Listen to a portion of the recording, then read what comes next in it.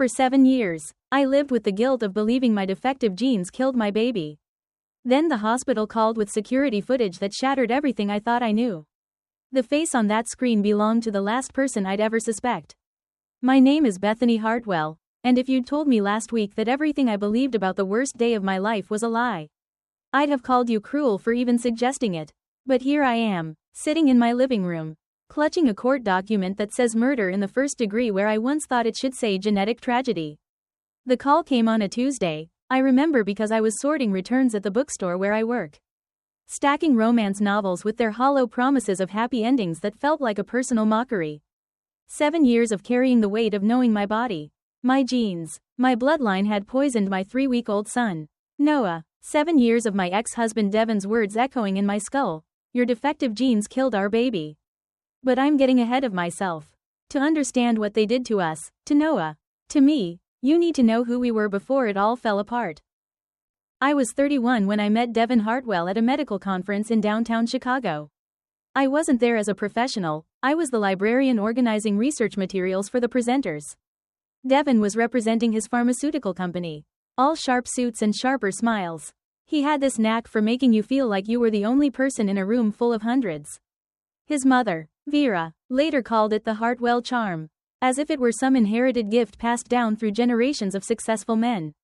You're not like the usual medical crowd, he'd said, catching me restacking journals during a lunch break. You actually seem to enjoy what you do. Books don't argue back, I'd quipped, and his laugh was warm. Genuine, not the calculated chuckle I'd later learned to recognize. Devin pursued me with the same relentless drive he brought to his sales targets. Flowers showed up at the elementary school library where I worked. Surprise lunches arrived with soup from my favorite deli. And one afternoon, he even volunteered to read to the kindergarteners. His animated voice brought every character in their favorite picture book to life. The teacher swooned. The principal joked about cloning him. Vera, his mother, wasn't as charmed. The first time Devin brought me to their family estate, a sprawling Victorian that had been in the Hartwell family for generations, she studied me like a lab specimen. Bethany, she said, dragging out each syllable, such a common name, and a librarian? How quaint. I suppose everyone has their calling. She was a retired nurse who'd married into pharmaceutical wealth, and she wore her husband's success like armor. Every interaction with her felt like a test I was destined to fail. But Devin stood by me, or so I thought. Don't mind mother, he'd say, she's protective, give her grandchildren, and she'll warm up. We married 2 years after we met. The wedding was everything Vera wanted, a country club reception, ice sculptures, a string quartet playing classical pieces I didn't recognize. My family looked out of place in their rented formal wear, while Devin's side glided through the event like they were born in tuxedos. My sister, Camille, pulled me aside during the reception and whispered, Beth, are you sure about this? They act like we're the hired help. I was sure I was in love. And when I found out I was pregnant 6 months later, Devin's joy seemed to erase every doubt I'd buried. He transformed overnight into the perfect expectant father. Baby books piled up on his nightstand. Prenatal vitamins were sorted by day of the week. And he even downloaded an app that told him what fruit our baby's size matched each week. Week 16, he'd announce over breakfast, our son's the size of an avocado. Could be a daughter. I'd tease, Hartwell men make sons. He'd reply with unshakable confidence. 3 generations of firstborn boys. It's practically genetic destiny. That word, genetic, would haunt me in ways I couldn't fathom as I sat there, hand on my growing belly, dreaming of our future. Vera insisted on genetic testing early in the pregnancy. Just to be safe, she said, given your family history's so unclear. My family history. Both my parents were adopted. Closed adoptions from the 1960s when records were locked tight. We knew nothing about biological grandparents, medical histories, or inherited conditions. It had never mattered before. It shouldn't have mattered then. But when Noah arrived 3 weeks early, tiny but perfect with Devin's nose and my eyes, none of that seemed to matter. For 11 glorious days, we were a perfect family. Devin would rush home from work to hold him, and I'd catch them in the nursery. Devin whispering promises of baseball games, business lessons, and the legacy he'd build for his son. Then came day 12. Noah wouldn't eat. His tiny body burned with fever. The pediatrician sent us straight to the ER. And suddenly our perfect family was trapped in the NICU. Watching machines breathe for our son as doctors whispered about metabolic disorders and genetic mutations. The memory that haunts me most isn't Noah's final day, it's 2 days earlier.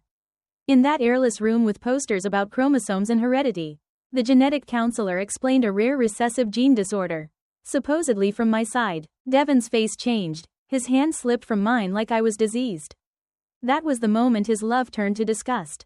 Your defective genes. He spat in the corridor as our son lay dying. You killed him. For 7 years. I believed him. For 7 years. I carried that guilt like a stone in my chest. Every baby I saw, every happy family in the bookstore, every pregnancy announcement online, they all screamed the same accusation: you killed him. That Tuesday, everything changed. Dr. Shannon Reeves called and said words that upended my world. Your son didn't have a genetic disorder. Miss Hartwell, someone murdered him. The killer had a face, a name, and a key to the NICU. Vera Caldwell, with her impeccable hair and access to pharmaceuticals, had injected poison into my 3-week-old son's IV while I slept beside his incubator. Exhausted from my vigil, but I didn't know that yet. Standing in my apartment that Tuesday, phone pressed to my ear. The world spun as Dr. Reeves said, "Can you come to the hospital? There's something you need to see."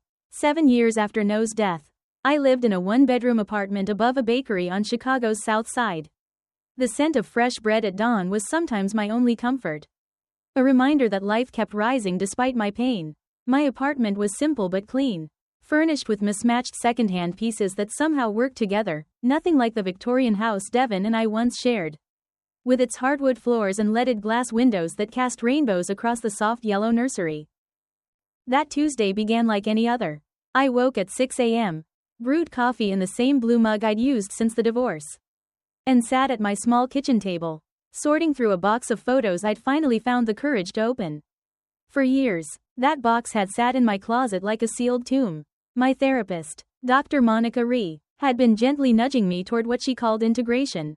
You can't heal a wound you refuse to look at, Bethany, she'd said in our last session. Those memories are part of your story, even if they hurt. The first photo stole my breath, Devin and me at Navy Pier. His arms around my pregnant belly, both of us laughing at something I can't recall. We looked so young, so sure life would unfold as planned. His hand rested protectively over Noah's growing form, my hand over his. We were a unit, or so I thought. The next photo was harder. Noah, 1 day old, asleep in his hospital bassinet, tiny fist curled against his cheek. I'd taken hundreds of pictures in his 3 weeks, as if I knew I'd need proof he'd existed. His dark hair was like Devin's, though the nurses said it might lighten. We'd never know. Time heals all wounds, I said to the empty room. A habit from living alone. But some wounds just learn to hide better. I worked part-time at Chapters and Verse, a downtown bookstore. The owner, Patricia Chen, hired me 2 years after the divorce when I couldn't face returning to the elementary school library. The sound of children's laughter, watching parents pick them up, it was too much. At the bookstore, I could slip into the inventory room when families came for story time. Patricia never asked why. My life had shrunk to something safe: work, therapy, occasional dinners with Camille when she could get a babysitter. I'd mastered dodging questions about kids or marriage. Just me, I'd say with a practiced smile, turning back to the shelves. That morning, staring at those photos, I let myself remember the before. Devin was everything I wasn't: bold where I was reserved, driven where I was content, connected where I was invisible. His family owned half of Lake Forest, their name etched on a hospital wing. The Hartwells didn't just have wealth, they had legacy. Our son will be extraordinary, Devin would say, hand on my belly. With my ambition in your heart, he'll conquer the world. He'd planned Noah's life: private schools, Yale, maybe politics. The Hartwell name opens doors, he'd say, but Noah will earn his way. Vera was blunter. At my baby shower, held at her country club, her toast felt like a warning. To my grandson, she said, champagne raised, may he inherit the best of the Hartwell line. Her eyes locked on mine at Hartwell, as if I were just a vessel. My mother squeezed my hand under the table, sensing how Vera made me feel like an outsider who'd stolen Devin from a better match. She's just protective, Mom whispered. She'll warm up when the baby comes. Noah arrived on a Thursday evening in March. 3 weeks early but healthy, 6 pounds. 4 ounces of perfection. Devin cried when the doctor laid Noah on my chest. Real tears, not the polished emotion he used at work events. He's perfect, he whispered, his finger caught in Noah's tiny grip. Look what we made, Beth. Those 11 days were a whirlwind of firsts. First diaper. First bath. First night home. Devon took a week off work, unheard of, and we nested in our Victorian house like we were the only people alive. Vera visited once, holding Noah with clinical precision, critiquing my breastfeeding and the nursery's layout. Yet even she seemed softened, calling him, my little prince, as she adjusted his blanket. In those early days, Devon and I would stay up late, watching Noah sleep, imagining his future. We dreamed of family trips to the Grand Canyon, teaching him to ride a bike at the lake house. Those moments felt infinite, our happiness untouchable, but looking back that Tuesday morning, coffee gone cold, I wondered if I'd missed the signs, Vera's sharp glances, Devon's fleeting hesitations. Hindsight is a cruel lens. And back then, I was too wrapped in love to see the darkness lurking in their family's shadows. Then came day 12, a Thursday morning that started with such ordinary worries. I checked the clock at 6:15 a.m., anxious that Noah might be slipping into an irregular feeding schedule. By noon, that small concern had spiraled into terror as his temperature spiked to 102 degrees Fahrenheit despite the acetaminophen drops our pediatrician, Dr. Hirsch, prescribed over the phone. Babies get fevers, he'd said calmly. Bring him in if it doesn't break by evening. It didn't break, it climbed. By 4 p.m., when Devon rushed home from work, Noah's tiny body was burning at 103.5 degrees Fahrenheit. His strong, hungry cry had dwindled to weak, pained whimpers that felt wrong in every way a mother's instinct could sense. We sped to Riverside General Hospital, and within hours, our perfect family was confined to the NICU, surrounded by the hum of machines and the sterile scent of antiseptic. Noah was hooked to monitors tracking every heartbeat, every shallow breath, every failing system in his 3-week-old body. Doctors spoke in hushed medical jargon: metabolic acidosis, enzymatic deficiency, mitochondrial dysfunction, words that Devon translated with growing panic. We need to run genetic panels. Dr. Elizabeth Crow, the metabolic specialist, explained on day 3 of our vigil. Some conditions only manifest after birth, triggered by the stress of independent metabolism. I lived in that NICU chair for 2 weeks, my world shrinking to the beeps of nose monitors and the weight of my own helplessness. Devon came and went, his presence thinning as the prognosis darkened. At first, he'd held my hand during rounds, asked sharp questions, challenged treatment plans with the confidence of someone used to being heard. But something shifted after the first genetic panel came back, inconclusive but concerning. The genetic counselor, Marie, a soft-spoken woman with kind but guarded eyes, sat us down in a cramped room plastered with posters about heredity. We're seeing markers suggesting a rare autosomal recessive condition, she said carefully. This means both parents would need to carry the gene, but it's likely from the same ancestral line. Devon's questions turned into accusations cloaked as medical curiosity. What about Beth's family history? Her parents were adopted, right? Closed adoptions? Marie nodded. That does complicate tracing the genetic lineage. Devon's voice took on a new edge. My family is documented for 5 generations. Every medical record, every death certificate, no metabolic disorders, no genetic conditions. The moment our marriage ended wasn't when Noah died, it was 3 days before. In that suffocating room with its chromosomal charts, Marie had just explained how the condition, if confirmed, could hide for generations. Devon turned to me, his eyes narrowing. Your cousin Jennifer, the one who died at 17. You said it was a car accident. It was a car accident, I said, confused by his tone. But she was sick before, wasn't she? Your aunt mentioned something at our wedding about her being frail. Chronic fatigue syndrome, I said, my voice small. That's unrelated. How would you know? Devon snapped, his voice like a whip. You don't even know your biological grandparents' names. You don't know what diseases run in your blood. And now our son is dying because of what you don't know. Vera arrived that evening, sweeping into the NICU like she owned it, her retired nursing background granting her instant authority with the staff. She studied nose charts, questioned the nurses, and pulled Devon aside for hushed conversations that stopped whenever I approached. We should get a second opinion, she declared. I know the head of genetics at Northwestern. He owes me a favor. But there was no time for second opinions. Noah's kidneys were failing. His liver showed signs of distress. Dr. Raymond Park, the metabolic specialist, delivered the prognosis like a death sentence wrapped in compassion. The condition appears to be a form of organic acidemia. Without the proper enzymes to process certain proteins, toxins build up in the blood. Some children live for years with careful management. But when it presents this early, this aggressively, he didn't finish. He didn't need to. Devin turned to me, his eyes unrecognizable. Your defective genes are killing our son. The words hung in the antiseptic air. A nurse adjusting nose IV glanced over, then quickly looked away, sensing the venom in his accusation. Devin, please, I whispered. This isn't anyone's fault. Genetic conditions just happen. No, he cut me off. They don't just happen. They're inherited, passed down through generations of people who shouldn't. He stopped, but the unspoken words were clear. People who shouldn't have children. People like you. My mother was right, he continued, his voice now cold, transactional. She wanted comprehensive genetic testing before we married. She said your unknown background was a liability. I defended you. I said love was enough. And now my son is dying because I was weak. Our son, I corrected, my voice barely audible. He's our son. Devin. No, he said, straightening his tie like he was preparing for a board meeting. He's dying because of your genes. Your family's secrets. Your biological history you were too lazy or selfish to uncover before bringing a child into this world. He left the NICU then. And I knew he wasn't coming back, not the Devin I'd married. The one who'd read to kindergarteners and cried at Noah's birth. That man was gone. The next days blurred into a haze of grief and exhaustion. Devin consulted lawyers while Noah struggled to breathe. He moved into the guest room of our Victorian house while I kept vigil at the hospital.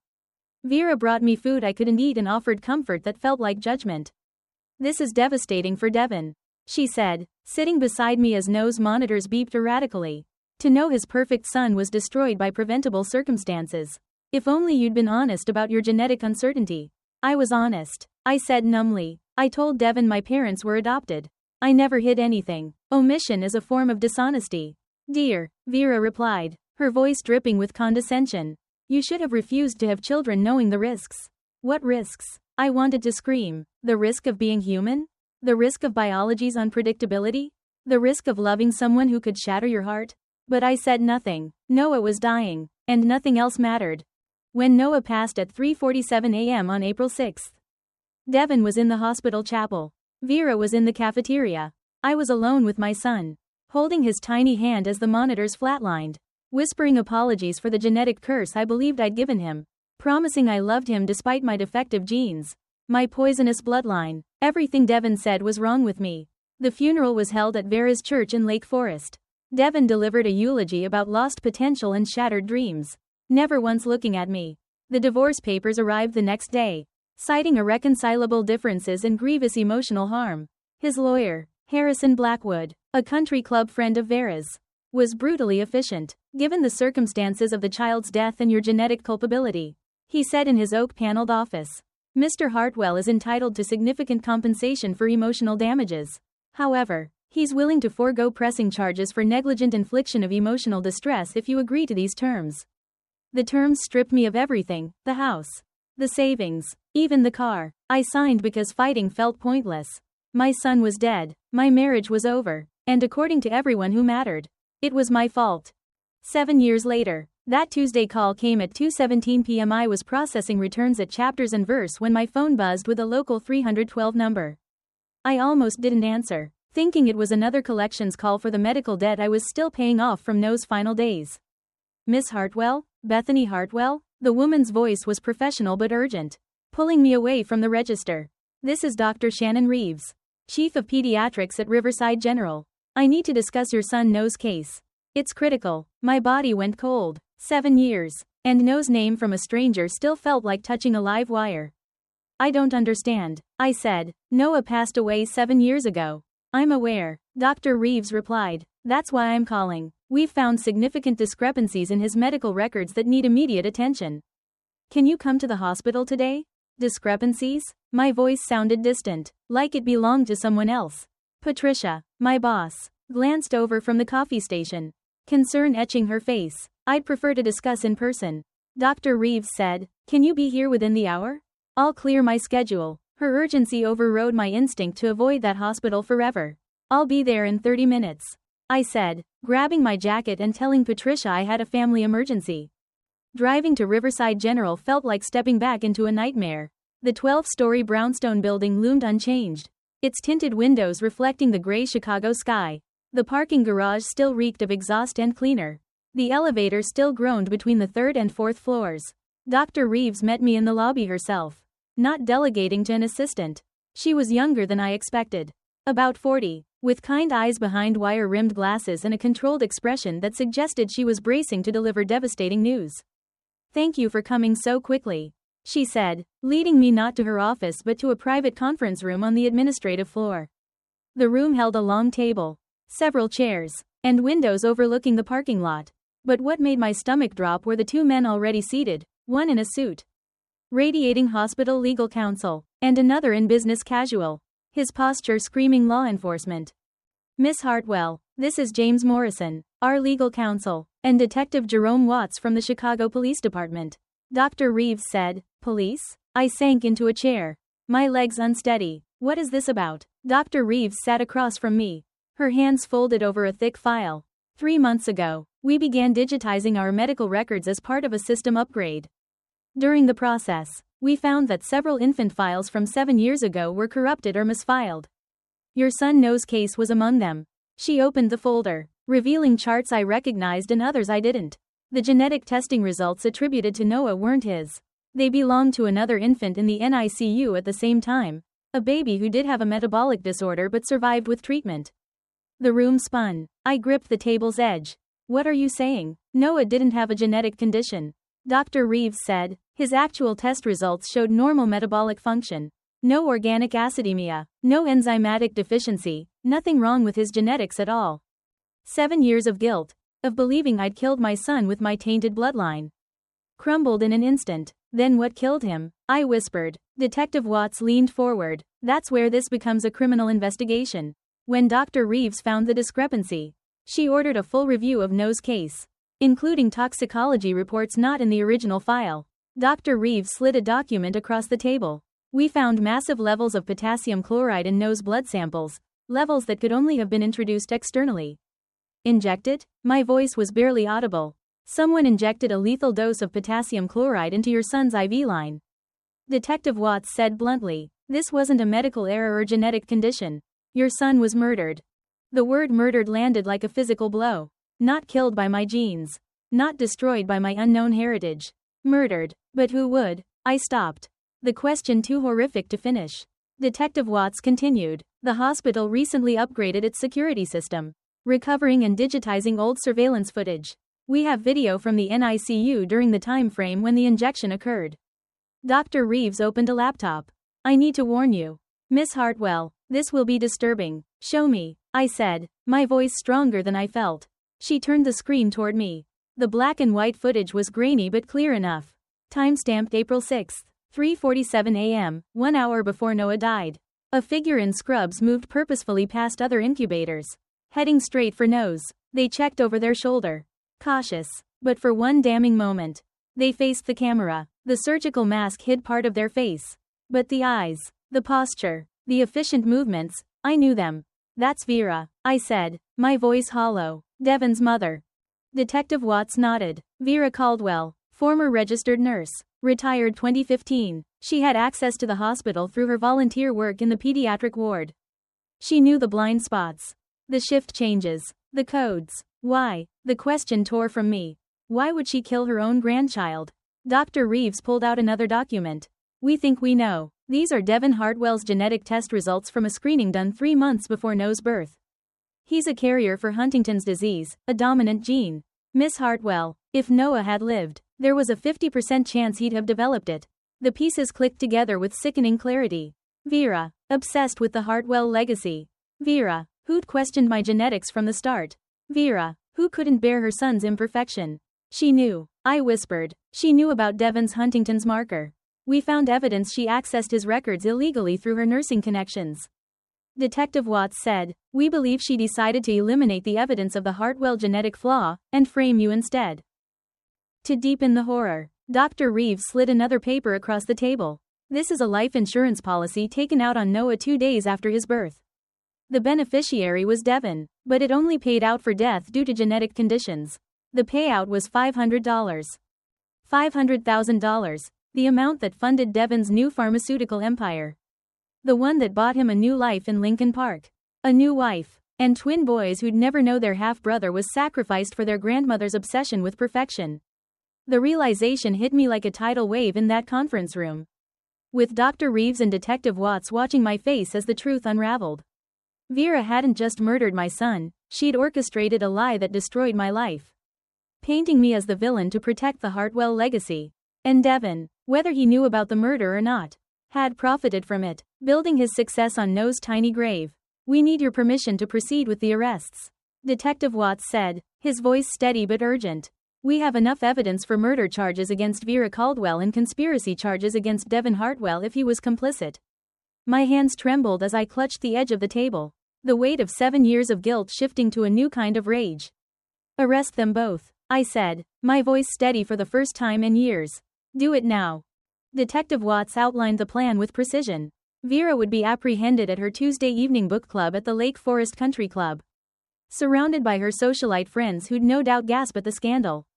Devon would be taken at his pharmaceutical company's headquarters in the Loop, right in the middle of his weekly executive meeting. The timing was deliberate, public enough to prevent them from fleeing, controlled enough to ensure no one got hurt. Dr. Reeves offered to stay with me as I waited in a small room at the police station, watching the clock tick towards 6 p.m., when both arrests would happen simultaneously. There's more, she said quietly as we sat together, the hum of the station's fluorescent lights filling the silence. During a warrant search this afternoon, we accessed Vera's personal computer. Her browser history showed she'd been researching potassium chloride for weeks before Noah was born, dosages, detection methods, how long it stays in the bloodstream. This wasn't a spur-of-the-moment act. Miss Hartwell, it was planned the moment she learned about Devon's Huntington's marker. The horror settled like lead in my stomach. While I'd been picking out cribs and folding tiny onesies, my mother-in-law had been plotting to kill my baby. Detective Watts entered the room with an evidence box, his expression grim. We need you to identify some items if you can, he said, pulling out a leather-bound notebook. Vera's distinctive handwriting filled the pages, elegant, precise, the same script I'd seen on thank you notes after her lavish dinner parties. He flipped to a marked entry and read aloud, March 10th. Devon's results confirmed, Huntington's marker present, 50% chance for any offspring. This cannot be the Hartwell legacy. Alternative solutions must be considered. My breath caught. March 15th, he continued. Bethany's family history provides perfect cover. Closed adoptions. No traceable genetics. If something were to happen, blame would naturally fall on her unknown lineage. Each entry was worse than the last. March 20th. Devon remains unaware of his results. Better he never knows. His confidence is his strength. Learning he's genetically compromised would destroy him. She'd written about watching me hold Noah, calculating how long she'd need to wait before acting. She'd noted my exhaustion in the NICU, pinpointing moments I'd fall asleep by his incubator. She'd even rehearsed her reaction to Noah's death. Must appear shocked but not hysterical. Supportive of Devon's anger toward Bethany. At 6:23 p.m., Detective Watts's phone rang. Caldwell is in custody, he said, listening to the voice on the other end. And Hartwell? Good. Bring them both in for processing. The next hours were a blur of procedure and pain. Vera arrived first, still in her tailored St. John suit from book club, her silver hair perfectly coiffed even in handcuffs. She caught my eye through the interview room's window, her expression as cold and imperious as ever. No remorse, no flicker of guilt, just the same unyielding certainty she'd carried her whole life. Devon arrived 30 minutes later, his rage palpable as he shouted, "This is insane. My mother would never, Bethany. Tell them this is a mistake." The audacity of him appealing to me, after 7 years of branding me a genetic pariah, would have been laughable if it weren't so pathetic. I turned away, unable to look at the man who'd once promised me forever. Detective Watts brought me to an observation room where I could watch Vera's interrogation through one-way glass. Her lawyer, a sharp-eyed man named Peyton from a downtown firm, sat beside her, whispering urgently. "Mrs. Caldwell," Watts began, "we have video footage of you entering the NICU at 3:47 a.m. on April 6. We have evidence of you accessing potassium chloride from the hospital pharmacy using your volunteer credentials. We have your computer searches and your journals. Care to explain?" Vera straightened her pearls, a gesture I'd seen her make before every cutting remark. "My grandson was suffering," she said, her voice calm, almost regal. The genetic condition he inherited from his mother's side was causing him tremendous pain. What I did was merciful. Detective Watts placed Noah's real test results on the table. "These are your grandson's actual results. Mrs. Caldwell, Perfect metabolic function. No genetic abnormalities. For a fleeting moment, Vera's composure cracked, just a twitch in her jaw. A flicker in her eyes. That's impossible, she said, her voice barely wavering. What's impossible? Watts replied. Is that you murdered a healthy 3-week-old baby to cover up your son's Huntington's marker. He placed Devon's genetic results beside Noah's. You killed your grandson because you couldn't bear the Hartwell line being anything less than perfect. Vera's lawyer leaned in, but she waved him off with a dismissive flick of her wrist. When she spoke, her voice carried the same crisp authority she'd used to critique my table settings or dismiss caterers. You don't understand what it's like to build something that matters. The Hartwell name, the legacy, the reputation, it took generations to establish.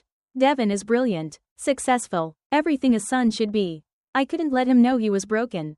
I couldn't let the world know the Hartwell line was contaminated. So you contaminated Bethany's reputation instead?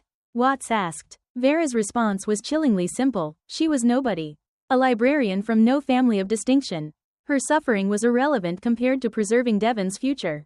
He needed to believe the defect came from her. It gave him something to fight against. Someone to blame. It made him stronger. I watched my former mother-in-law confess to murdering my son as casually as she'd once judged my choice of wedding flowers. No remorse. No hesitation. Just cold calculation about acceptable losses. Devon's interrogation was different. When confronted with the evidence, Vera's confession, the truth about his own genetics, he crumbled. The polished pharmaceutical executive became a shell-shocked man, realizing his life was built on a murder. I didn't know, he repeated, his voice breaking. Mom said the insurance was prudent planning. She said Beth's genes. I believed her. I always believed her. Watts wasn't sympathetic. You took the insurance money. You built your company on your son's death. I thought it was compensation for my pain. For what Beth's genetics cost me. Devon shouted. Then he looked toward the one-way glass. As if sensing me. For a moment, I saw the man I'd married, the one who'd cried at Noah's birth. But then his lawyer arrived. And the walls went back up. The grand jury indicted them both within a week. Vera for first-degree murder. Devon for insurance fraud and conspiracy after the fact. They couldn't prove he knew about the murder beforehand.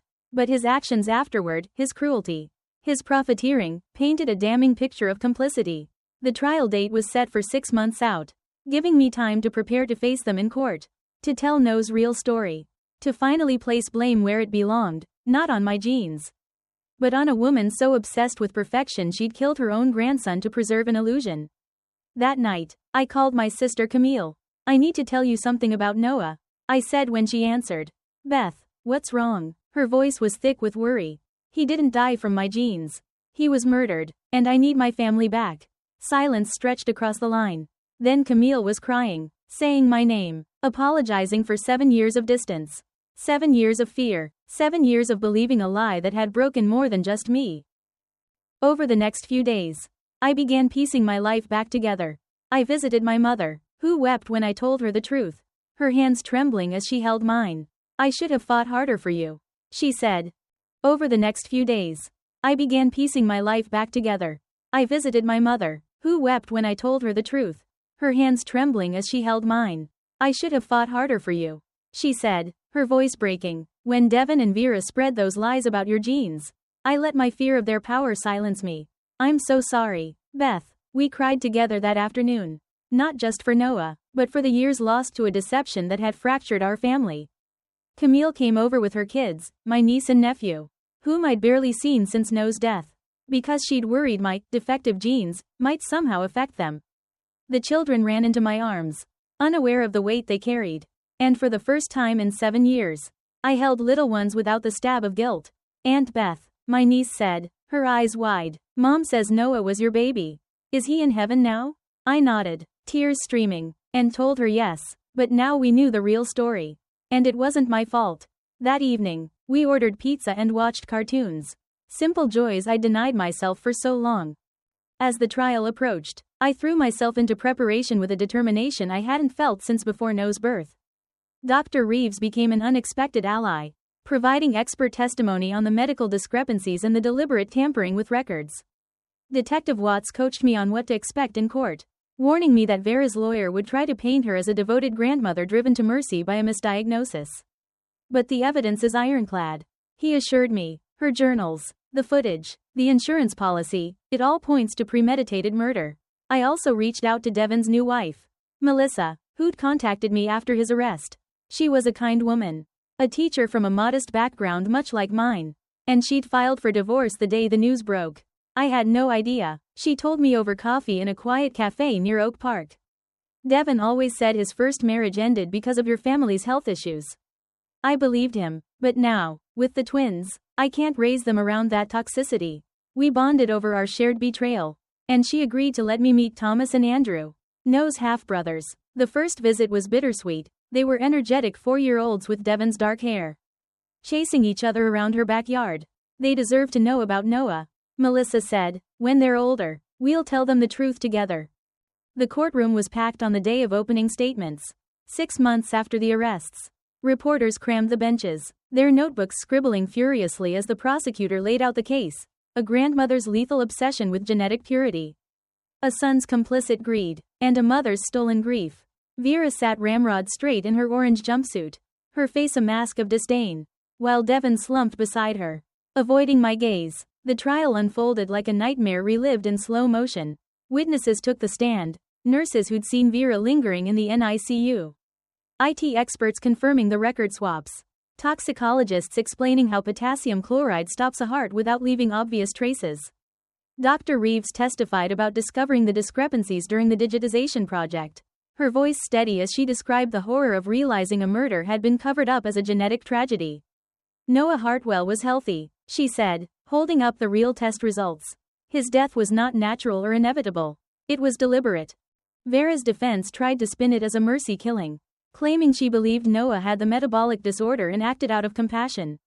But when her journals were read aloud in court, the jury's faces hardened, entries detailing her plan to frame me, her calculations of insurance payouts, her disdain for my common background, it all exposed the cold heart beneath her polished exterior.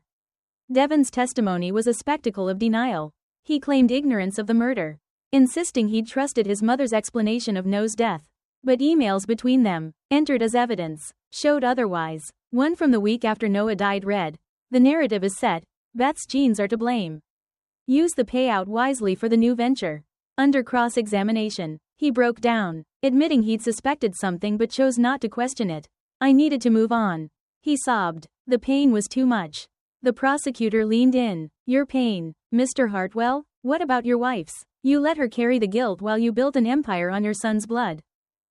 I took the stand on the 4th day, my heart pounding as I faced Vera and Devon across the room. The prosecutor guided me through my story, the joy of Noah's birth, the sudden illness, the accusations of defective genes, the divorce that left me broken. I described the call from Dr. Reeves, the shattering revelation, the footage that showed Vera's face. "For 7 years, I believed I killed my son," I said, my voice trembling but clear. "I isolated myself, lost my family's trust, questioned my worth as a mother, as a person, all because of a lie designed to protect a legacy that meant more to them than a child's life." Vera stared at me without blinking, but Devon looked away, his face pale. In closing arguments, the prosecutor held up Noah's photo. This wasn't about mercy or genetics. This was about pride, greed, and murder. Vera Caldwell killed her grandson to hide a family secret. Devon Hartwell profited from it. Justice demands accountability.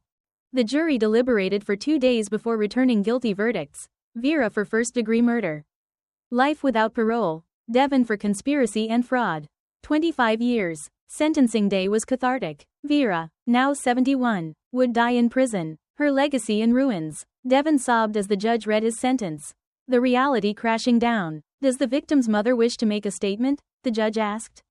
I stood, flanked by Camille and my mother in the front row, Patricia from the bookstore behind them, Dr. Reeves nearby, and even Melissa with a supportive nod. "Your Honor," I began, my voice carrying through the silent courtroom.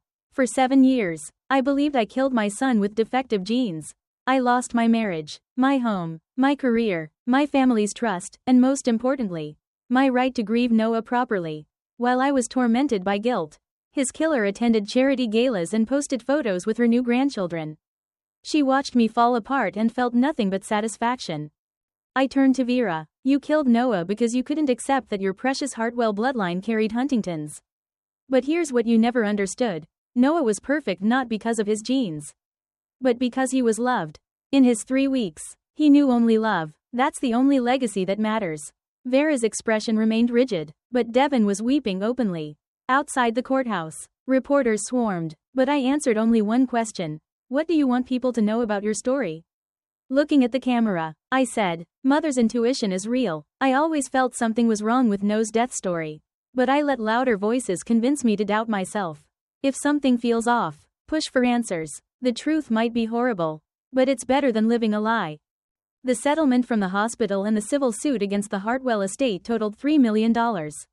I donated a third to the Innocence Project, knowing the pain of wrongful blame. Another third funded the Noah Hartwell Foundation for genetic counseling, helping families with real conditions navigate their truths. With the rest, I bought a cozy house in Oak Park, planting a garden with roses that bloomed around Noah's birthday each spring. I returned to working with children as a grief counselor for parents who'd lost infants. Sharing what I wished I'd known. Tragedy isn't always your fault. Healing comes from truth, even when it's darker than the lie. In my last therapy session, Dr. Monica Ree asked about forgiveness. I don't forgive Vera, I said. Some acts are unforgivable. She murdered a baby for pride. But I forgive myself, and that's enough. On my mantle, Noah's photo sat with a plaque. Noah Hartwell. 3 weeks of life. A lifetime of love. Your truth freed mommy. Devin wrote from prison. A rambling letter seeking absolution I couldn't give. He'd vilified me for years while profiting from Noah's death. But his twins visited monthly with Melissa. We shared Noah's photos, building a bridge for their sake. At Noah's grave, I burned a letter recounting everything. Watching 7 years of lies turn to ash. You were never broken, baby, I whispered, and neither was I. Some stories don't get happy endings, but they get just ones. Noah couldn't return, but his truth was told. His murder punished. His mother freed to grieve without false guilt. Truth doesn't always heal, but it sets you free. After 7 years in a prison of lies, freedom felt like spring after endless winter. Like breathing deeply again. I think Noah would want that for me, to know love outlasts genetics. Truth defeats deception, and a mother's bond endures the cruelest betrayals. His brief life mattered because he was loved, and his real story deserved telling. Thank you for following this story.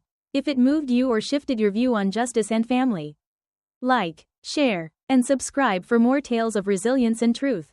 Hit the notification bell. Your thoughts in the comments mean the world.